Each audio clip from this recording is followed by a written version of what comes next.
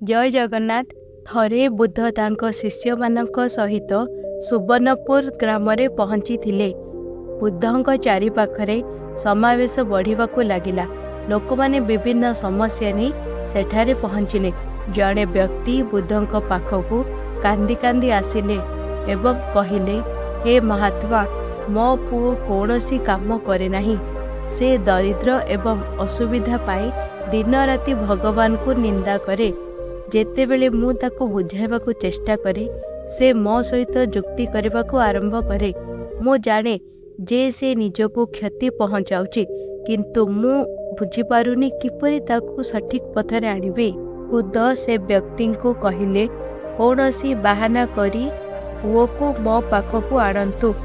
व्यक्ति जनक कहिले, हे महात्मा, मो पुओ काहारी कथा शुणे नहीं।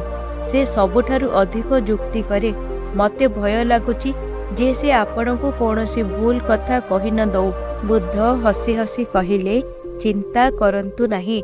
आपण केवल तांको कहंतु जे मु तांकर समस्त समस्यार समाधान करिदेबी। बुद्धଙ୍କ कथा शुणी व्यक्ति जनक पुओ को डाकिबा पाई घर को फेरिले।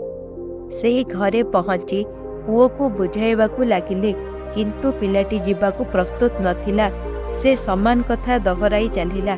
समस्त साधु कपटी एवं नकली। किंतु जेतेबेले बापा तांको कहिले जे बुद्ध तांकर समस्त समस्यार समाधान करिवे, से बुद्धଙ୍କୁ भेटिबाकु राजी हेले।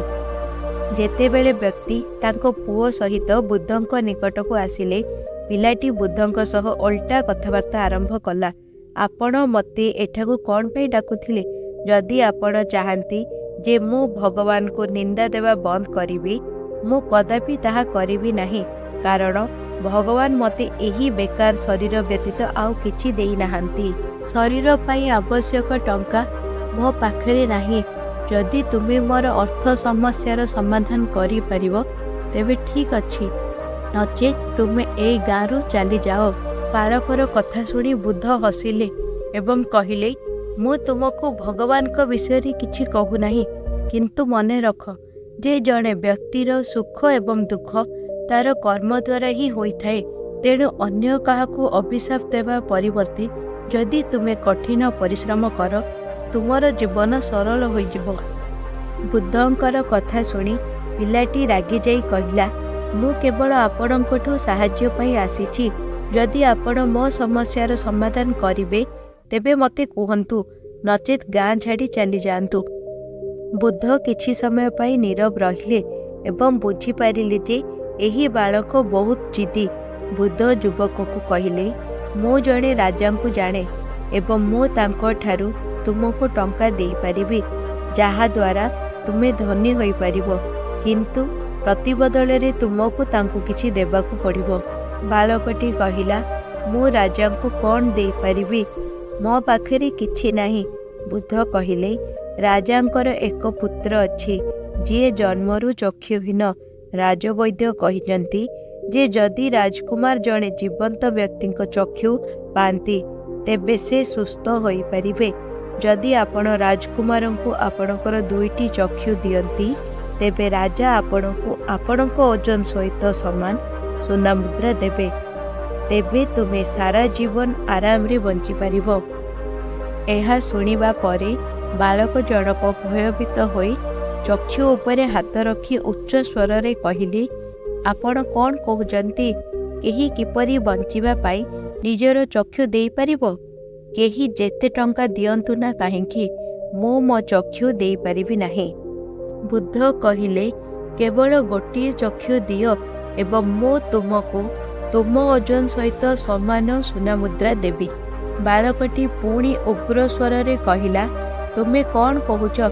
जेते सुना मुद्रा मिलुना काहेकि, मो मोर गोटिए चक्षु मध्य देई परिबी नाही। मो चक्षु मूल्यवान।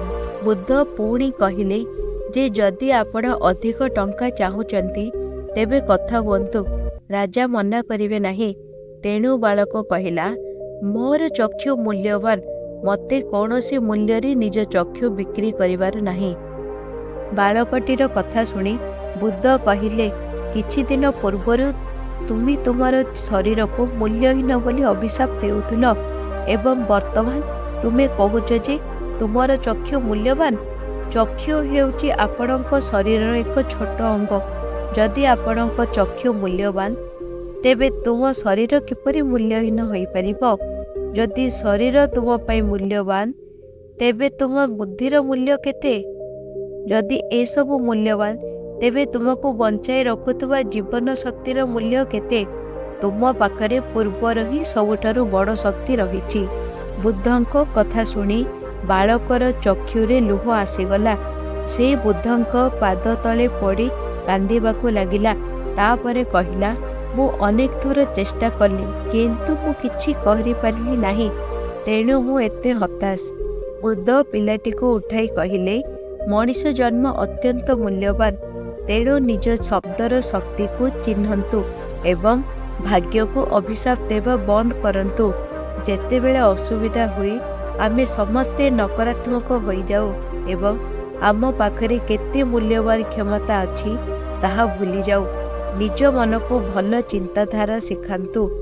ଆମେ ଯାହା ଚାହିଁବା ତାହା ହାସଲ କରିବାରେ ସକ୍ଷମ ହେବା।